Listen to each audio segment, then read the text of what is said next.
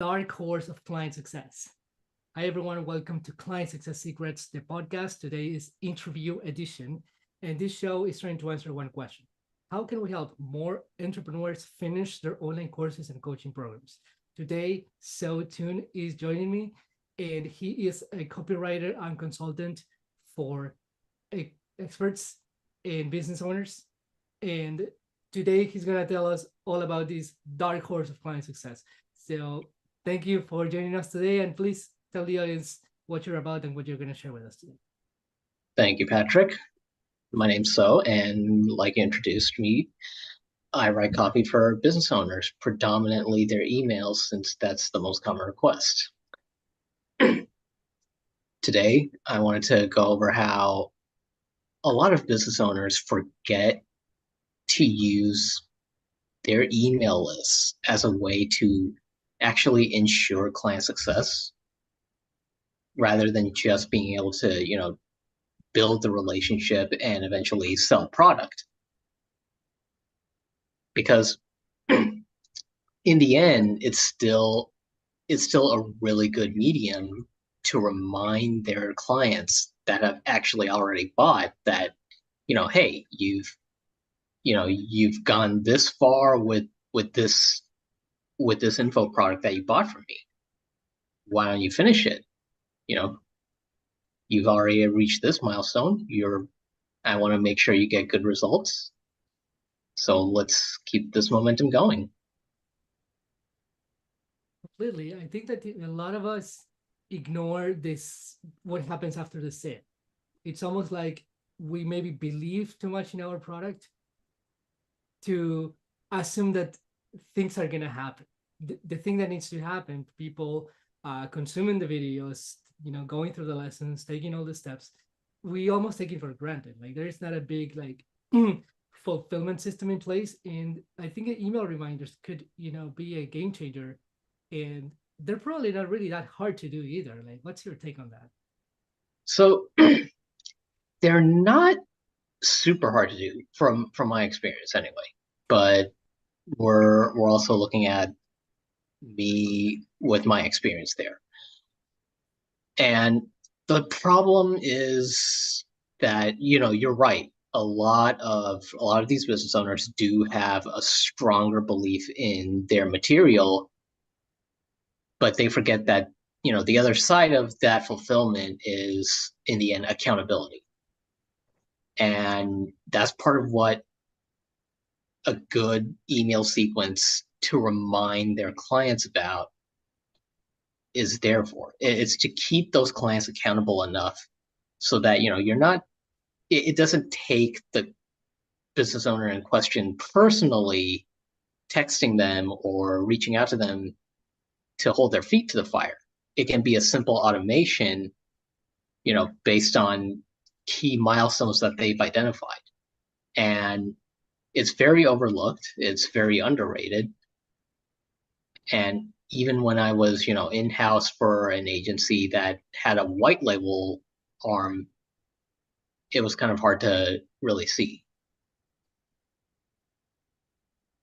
Right. I really like what you're saying about acknowledging the different milestones that they have. So it's not just about, hey, here's the course, like come back to it, as if you were, the little fairy from Legend of Zelda, Navi. It's more about like breaking down your process and say, okay, lesson one is done, or like milestone one is done, and then an automation fires, and then they receive the specific email that corresponds to that part of the journey. And I think that's really important also for the tracking, because the more you track your client's journey, the better you can support them. You know exactly where they get stuck. And you Yes, could even get to a point where you know why they get stuck, right? exactly that. And part of it might be because whatever their tech stack is doesn't quite allow for that level of tracking. Sometimes you could be running on some low tech stuff that doesn't quite have that granular ability to go, oh, hey, this client has gotten this far. But the other part that I wanted to bring up is that, you're right. You don't want your emails to sound like Navi from Legend of Zelda going, hey, listen, hey, listen. No one likes nag, but having that reminder that, hey, you've reached this milestone, so I wanted to check in and see how you're and see what kind of results you've gotten putting this information to work. That's an entirely different game, because now you're setting this expectation that, hey, chances are you're probably at this point where you're already putting this information to use. Because now it's not just a valuable tool, using email to give them that reminder to finish what they started. It's also a great opportunity to ask them if they need further support and to ethically sell them on something higher end, some kind of higher level support that they might actually need. That's amazing. Yeah, and that leads me to another question, which, what do you think is the business outcome of ensuring that your content is being consumed and your course is being completed? So making sure that they're consuming, the thing they paid for is a great way to not just hold them accountable and have that opportunity to upsell, but if they're getting those results and you're making sure they get those results without a ton of extra effort on your part, right? Just that little extra mile can actually almost guarantee that they will succeed at a better rate than the average, which is really good social proof for your end. And also, because now you can actually rightfully brag about how, hey, I have a higher than average success rate compared to most online courses, you can have those testimonials actually mean something instead of be what I like to call a dirty testimonial, where, you get the testimonial from the few that succeed, but, there's nothing beyond that. Beautiful. Yeah, definitely. Dirty testimonials is a very relatable concept for me. I am very critical towards the way social proof is being used. And yeah, there's simply like, we're never seeing the full picture on one hand, right? There could be way more to the story. And the other side of things is that it's not really the average or the majority. It's just very few people who actually finish it, right? Right. Yes. Awesome. So now that we understand better, how it works and the benefits of it, what do you think is the biggest reason why most people are not doing this? Why is it that somehow it's not mainstream? It's, this is actually a really good question, because it's not, I don't think it's an actively malicious thing, but in most cases, it's simply because the guru in question, you know, had this entire idea of, oh, I want to productize my knowledge. Great, cool. Because productizing knowledge is a great way to start generating more passive income. The problem, the problem begins when that ends up becoming,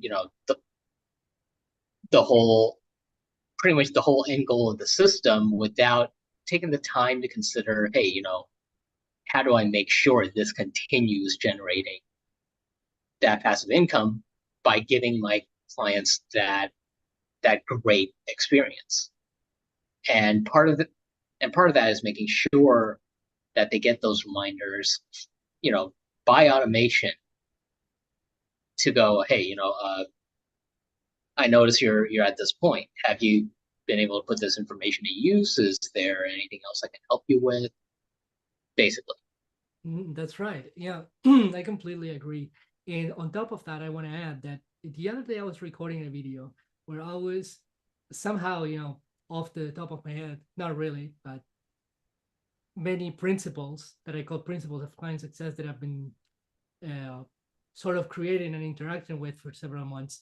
And one of the ones that I came up with, it was 7 of them, and one of them was called support is always available.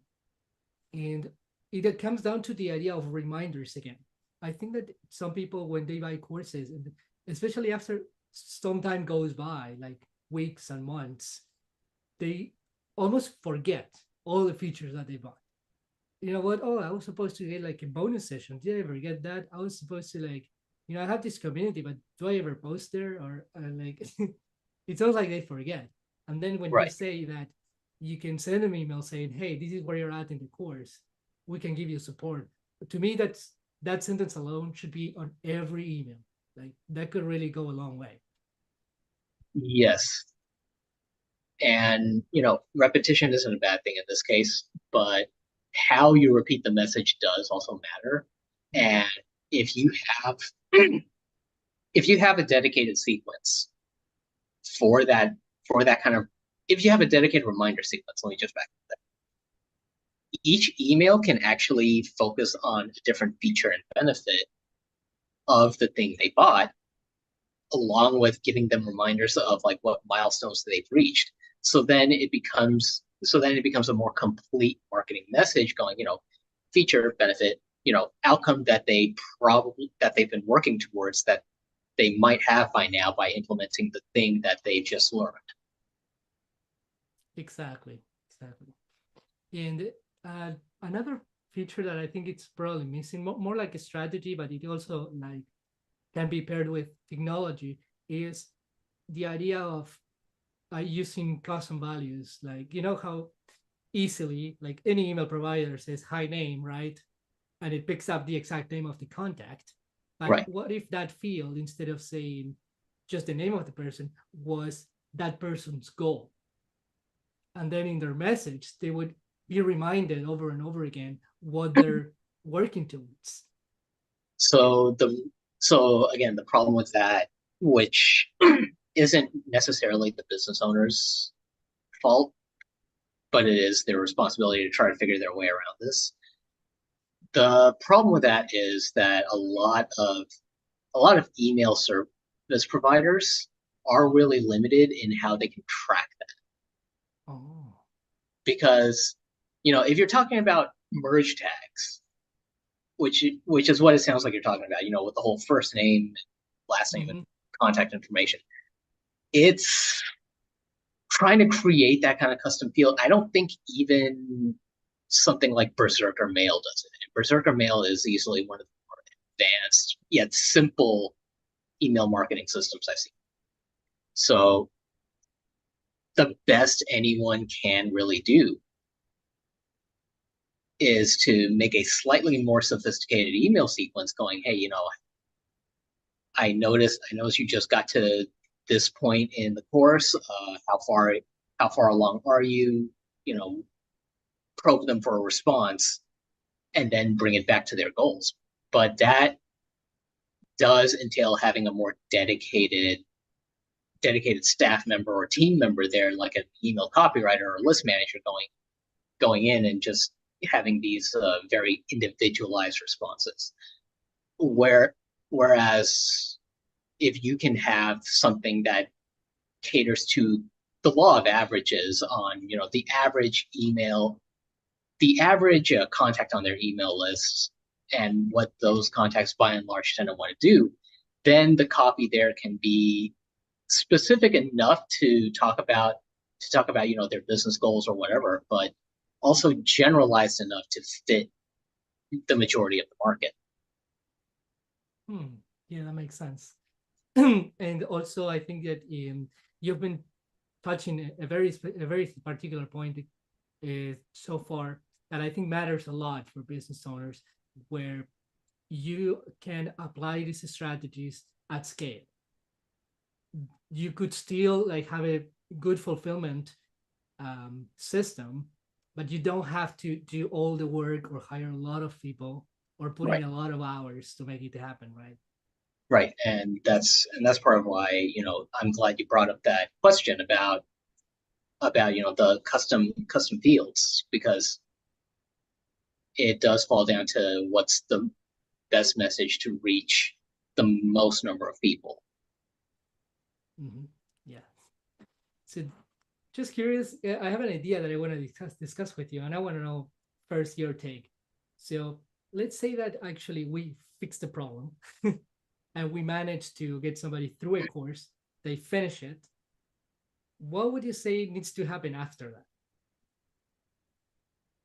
Hmm. After that, it still warrants a good check-in, which is another thing that I noticed doesn't tend to happen quite very often with a lot of course creators. There isn't enough after the fact communication. It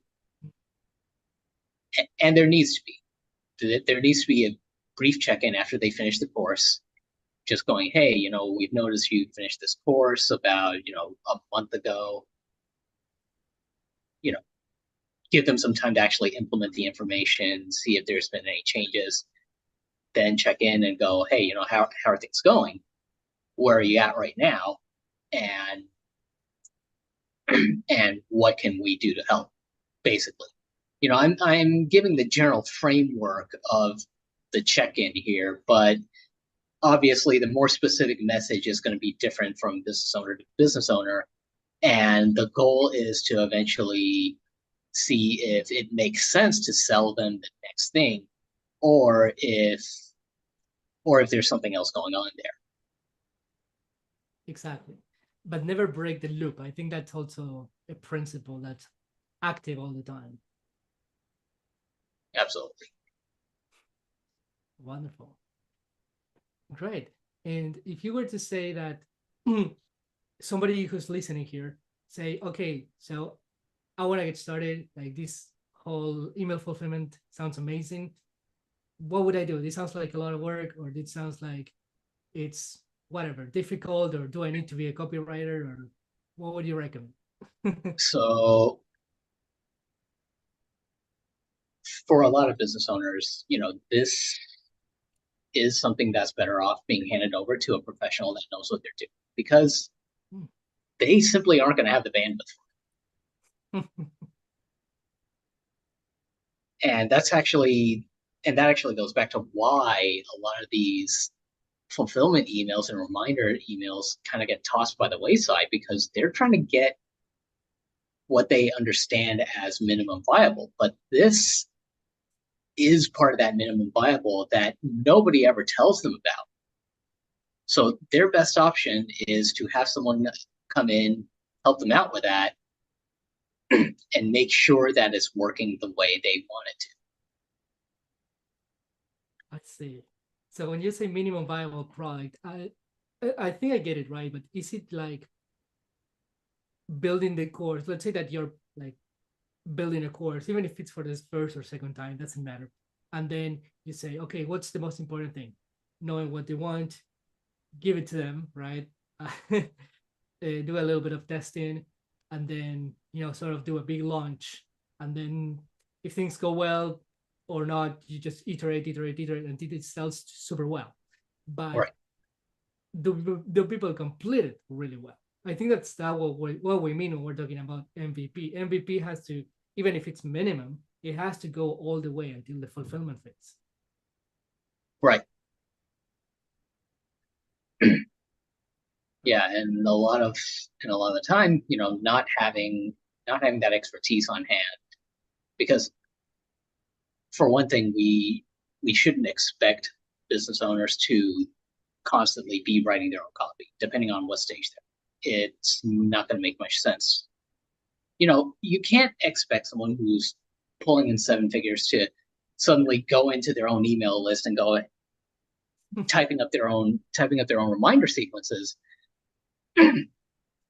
because chances are they probably stopped doing that when they hit mid high six figures. Very likely, yeah. Well, copywriting is definitely an important skill, but there probably are things that are even like more big picture than copywriting. Absolutely. So yeah, it totally makes sense to delegate it at some point. And when it comes to the people you work with, I mean, obviously, I'm inclined to believe, I at least, that there's a good chance people like business owners hire you because they want to increase their conversions.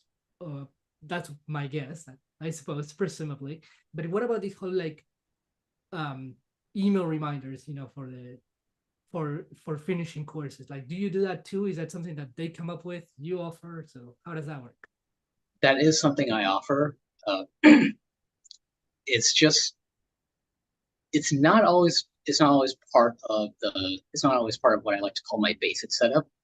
And simply because I'm not always working with people who are selling courses. But for people who do want to sell courses, that's where it actually makes sense for me to go further and diagnose and go, hey, do you have a way to make sure your clients actually go through this course, get the results they want and leave you a glowing testimonial? Because at that point, if they tell me they don't care, then the conversation's over. I'm probably not working with them to begin with. Yeah, yeah, I understand. Are not into changing their heart. Nope. Yeah, completely. And no, no, this is definitely a problem. So what's your take? Speaking of, why people fail as well, what's your take on, putting the blame on the client? I mean, I've seen lots of conversations going on social media, and I do see this happen a lot. I personally disagree, but what's your take? So let me just preface all this by saying that I believe the whole client provider relationship is a two-way street. The provider has a responsibility to give the service or product that they sold in the first place. In this case, a course. And and I also firmly believe that there has to be a way for that provider to continue giving some level of support. It doesn't have to be extremely high level, because that we all know that can be very intense, very heavy bandwidth. But it does have to be a level of support that makes sense for both sides, so that way the client also gets what they're looking for out of this. The client does have a responsibility to consume the course material. Let me just put that out there. The client, in the end, does have that uh, that onus on them to actually go all the way through and make the dollars they spend count. Because sometimes it becomes a very one-sided affair where the provider could be doing what they can, but if the client's not there to receive it, then it's just kind of wasted effort. And on the flip side, which is more common to a very sad degree in the space, is that people buy the course, they try to get through the material, they have questions, they try to ask, and suddenly the provider support isn't at the level that it could be at for clients to get these results. And that's how you get the refunds, that's how you get people who never finish the material to begin with, that's how you get the disgruntled ex clients who kind of jump ship when they can. Exactly. Yeah. And honestly, oh my, this conversation could go in so many wild directions. I'm really liking it so far. And now I want to ask you, like a two-part question. What is the role of expectations in this whole thing? And second, what do you see like business owners doing about it?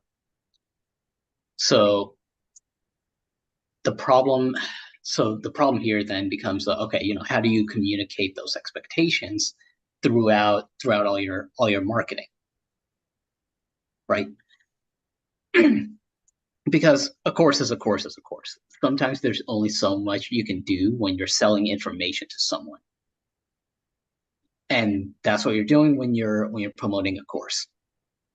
Being able to manage those expectations so that you're not overselling it to some hopelessly naive kid who's probably entering his first biz op or something like that, doesn't go in seeing dollar signs on his eyes and just gets horrifically jaded by by what he feels is a very lackluster experience. And in order for business owners to be able to work with that, right, the whole expectation management, they do have to be very clear when they qualify through their marketing that, this is what this course is for. Yes, you can get these results, but we have to make it really clear it's not a done for you experience. You are going to have to put in the work. And if you're willing to do that, then go ahead, check this course out, et cetera, et cetera. Here's me spitballing copy again. But anyway. Yeah, that's really important. And I'm seeing actually more recently, I'm seeing in more coaches. It could be a trend or it could be just my Facebook feed. You never know, like the echo chamber, right? But I'm seeing more experts calling that out, saying things like, if a coach or expert tells you that you don't have to do the work, run away. That I've seen that sort of word for word. Or if somebody tells you, oh, you're gonna get all this in a ridiculously short time frame, like 3 months or 6 months, and I've seen people say no, don't believe in that. Like a lot of people calling that out, and there's a chance that maybe we are going through some kind of like shift where not only the coaches who are like the good coaches, but also consumers themselves, the people buying these things, and they are not like so. Um, the word is not foolish, but there's another word for that, where people who believe just about anything. The market, Yeah, is becoming more sophisticated. well Let's put. Yeah, let's be clear about that. And what and what you're seeing, this is part of why when I do find myself writing to promote a particular course, I always make sure to note that, hey, this thing is self-paced. You get results when you get results. Like it, mm. because this is self-paced, because this isn't you know the higher level support offerings that we can give you, we being my client in question in this case, because this isn't the higher level support where we're taking you by the hand and showing you the ropes and et cetera, et cetera. This is a self-paced course, so you get results when you get results. I see. No, no, that's definitely the way to go. There's integrity. There is like good like expectation management, right? And people sort of know what to expect. And I think that a lot of the frustration, which could translate into refunds, it comes from those crazy promises. And Absolutely. what would you tell a business owner who is sort of like excusing themselves for putting like big bold claims, saying, oh, you know what, like the market is so competitive. Like if if the guy next door is promising 10K a month, I have to promise like 100K a month, or I'm not competitive enough. Then what I can say to that business owner is you clearly do not understand your market well enough, because you can't compete on just bigger, bolder claims alone. Like that's been done. Everything everything in the history of marketing repeats itself. Like it's kind of stupid how often it happens. Like I'm reading John Caples' work right now, and no, wait, no, not John Cable, sorry, Claude Hopkins' work, right? Old school direct response marketer, old school copywriter, one of the originals, right? And even he, him, Eugene Schwartz, John Carlton, it keeps repeating where they keep saying, the market keeps getting more sophisticated. So here's what you got to do. You got to go back to what the hell the problem is. And a lot of business owners who aren't savvying up on their marketing skills are missing that. which is why you keep seeing, bigger, bolder claims until it all comes crashing down. And then the ones who actually know what they're doing can actually outmaneuver that and go, okay, we're going back to the root of the problem. Here's a new offer. Here's what makes sense for your situation. Let's go. Meanwhile, the guys who never studied up their chops and they're just kind of trying to stay in the game are like, oh, bigger, bolder claim, but we can't go bigger or bolder.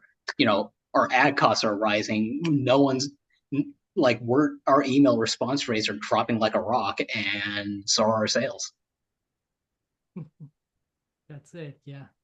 So do you see maybe some sort of contradiction between wanting to be honest and wanting to be successful? Could be a tricky question. So I love this question, to be honest. And there actually isn't, because one thing to be real clear about with marketing and copyright, right? It's still influence. It's still, yes, it's still low key manipulation. But if you can actually back up the claims you're putting out to your market, then there is no contradiction between being honest and being successful, so long as what you're doing backs up the talk and people are paying you good money for it.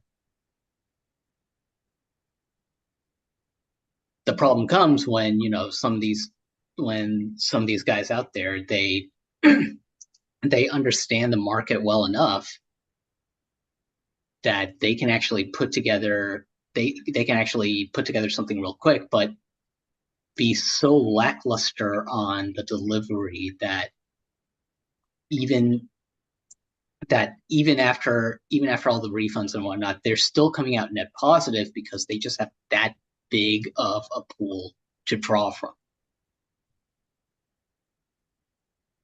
So what does that mean, having that big pool? Their customer base is just that large Mm, that they can compensate for however many refunds they get with sheer volume of sales. exactly. Yeah. And I think it has a lot to do with how we perceive success in terms of numbers. So numbers are something probably very easy to talk about. So if I was to tell you that, X client made $10,000 in their first, whatever, 2 or 3 weeks of working with me, that's super easy to use for impressing others. At the same time, it's also very easy to articulate. And I'd like to even take it to the point where you could be terrible at copywriting and still put a claim like that and have some traction.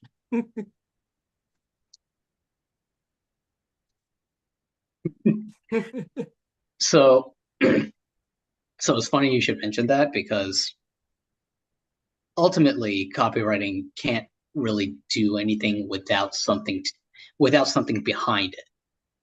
Mm, And when you talk about, defining success and how a lot of us define it by numbers, that's where it goes back to, okay, what's the social proof actually look like? Your standard social proof for a lot of courses is the testimonial. That's okay, but not having that success rate has been letting so many gurus skirt by so long that it's finally causing the rest of the marketplace to actually wise up and go, okay, how do I know this course is actually going to help mm, me? And not to mention, part of the reason why, despite the low completion rate, a lot of people don't bother refunding is because a lot of these people understand what they bought. They understand they bought a course.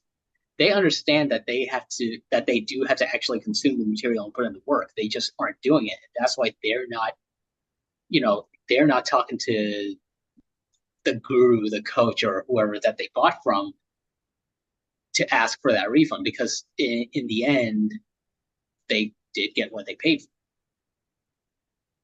This is part of what makes it so important to have those reminder sequences to go in and say, hey, I noticed this is where you're at. Have you gotten this result? Exactly. Yeah. Yeah, no, that works out really well. And as a matter of fact, as I was building this whole concept of showing marketing experts how more people can complete their courses, emails and automations came to mind. And I thought about this actually final, this super email. I get that this could be even something that you haven't seen anywhere. I made a post like a month ago, which actually was inspired from an email. So I was writing this email, which honestly, I'm not, I don't know if I know I write good content, but I know it could be like way better. But this email, when I first done writing, I said, this is so good. Like one of those few times where I really felt something. And so I was typing it out. This was the goal of the email. You didn't finish your course. Read this. That was kind of like the hook. And then it would go on saying, oh, you know what? This can be an important moment for an entrepreneur. Not you didn't finish the course. Like let's say that it was like 6 months. 6 months went by, you didn't finish, and they're striking, right? Telling you that. Then the email fires up and says, look, the first thing that this could be the most important thing you read right now. That's what I said. And then I go and say, the first thing you shouldn't do is beat yourself up. So then I keep going on and on saying, okay, maybe things got in the way, maybe your life is too busy, maybe like lots of scenarios, right? Where people, and this is stuff that actually happens, that stops people every day, regardless of how disciplined they are, from getting through those courses. And then at the end, I say, this one takes a lot of humbling, I guess, but I said, people who don't finish challenge our tried and tested systems. Tell us what we could do for you, right? And then I open up the call to action to let them share what got in the way. And that could be a very interesting, and it aligns well with my perspective on failure. To me, failure is something that needs to happen. It's always going to happen, especially when you're an entrepreneur. And then we acknowledge that failure to the point of putting that in an email sequence, and then people will tell us, right? So what do we do from here? Well, it's interesting that you mentioned that this was inspired by an email you wrote, because there's two ways to conduct that kind of quick research. The first is just to measure out all the email responses, right? Pay attention to the influx of people who come in and say, life got in the way because my business went through a shift, or I've been dealing with health issues. We can go on and on the reasons. You'd probably want a VA to like tally up all the responses and go, okay, here's the most common answer, or here's the top 3 most common answers. Another way is to conduct a survey, but that's just me being a little extra there. In the end, the result is still the same. You're still asking for data. That's what's going on. You're asking to figure out, what's going on, finding out why so many people are suddenly dropping the course. They haven't been on there in months, and that's when you can continue to fine tune your marketing message, in your next emails, in your reminder sequences, and go, hey, hey, congratulations, you got to this point, but we haven't seen you in a while. Maybe it's because, you lost a loved one. Maybe it's because, you've been dealing with health issues, or I can go on. That's very interesting. I didn't see it in like from the data collection point of view. Oh, That's really awesome, actually. yeah, it's really interesting that it's really interesting that there are people who forget that email is just as good at gathering data as it is at making sales. Uh-huh. Yeah, yeah, totally. And it makes me think about it, and now as you talk about it, I sort of visualize it like inside the software and look at, all the percentages and say open rate, click rate, like, but for the fulfillment side of things. And then you're Mhm. like, damn, this could be like so, so good. And then you know exactly. Because somebody who doesn't open your email, your reminder email is slightly less engaged with the process than somebody who does. And Right, then you can like draw conclusions out of it. So it's really cool. absolutely. Nice. Beautiful. Yeah. That, that's the client success secret. Definitely a dark horse. Definitely something that doesn't happen a lot. We've also reviewed the reasons why this isn't happening, but for the experts listening, this is a great strategy.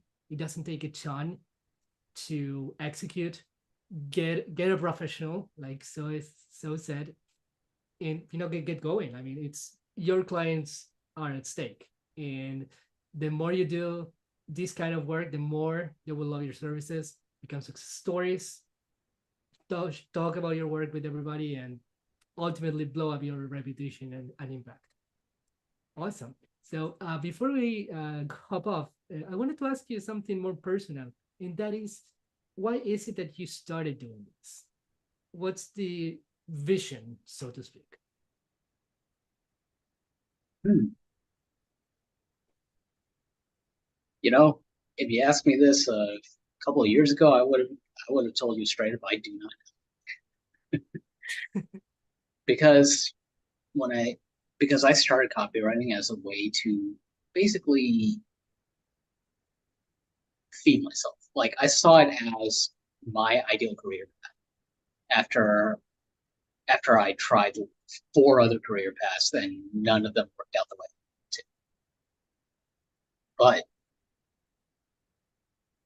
asking me this now, it's falling down to okay, I want to be able to take care of the little family that I'm with right now, as well as start building a business of my own in the future with a friend of mine.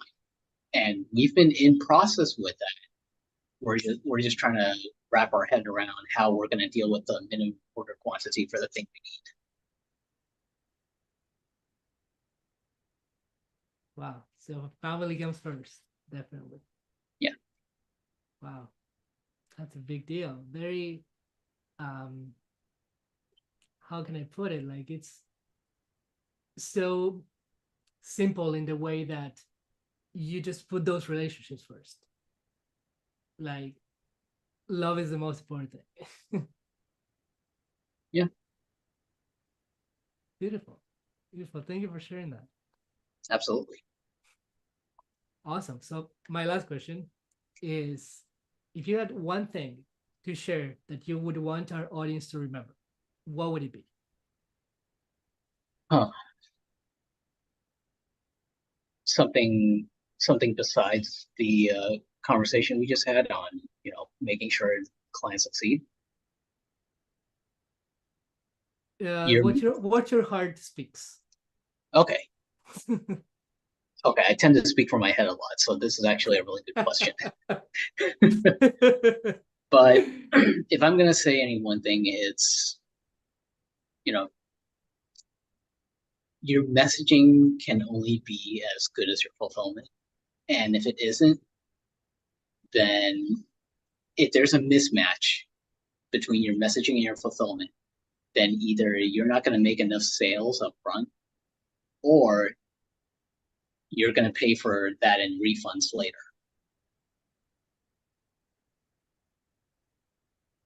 Perfect.